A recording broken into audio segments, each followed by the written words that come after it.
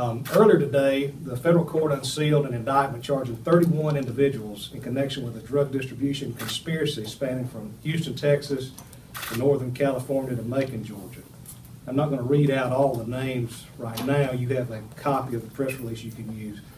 But federal law enforcement officials across the country spent the day executing arrest warrants stemming from this indictment.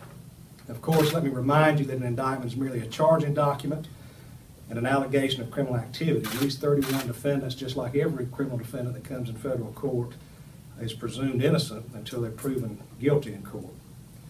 Over the last couple of years, the existence of this drug distribution ring came to light in an unrelated investigation using a number of law enforcement tools. Our federal, state, and local agents and officers determined that large amounts of marijuana and cocaine were being shipped from California and/or Texas to Georgia. This multi-state investigation led us to the identities of those involved in this drug distribution conspiracy.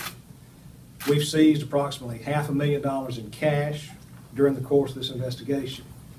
And based on our investigation, we believe that Mr. Maxwell and Mr. Jackson were responsible for obtaining and distributing approximately 15 kilograms of cocaine and approximately 5,300 kilograms, or more than 10,000 pounds of marijuana.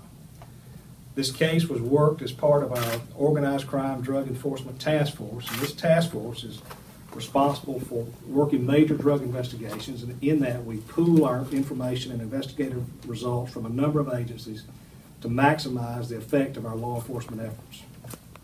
I want to acknowledge the good work of the U.S. Postal Inspection Service, the Drug Enforcement Administration, Homeland Security, the Internal Revenue Service, the Bibb County Sheriff's Office, and the Oconee Drug Task Force.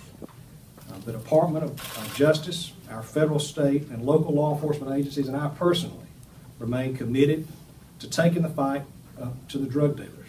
We will not back down, and we'll use every resource at our disposal to make sure that these drug dealers and distributors go to prison for dumping this poison on our streets. I want to acknowledge all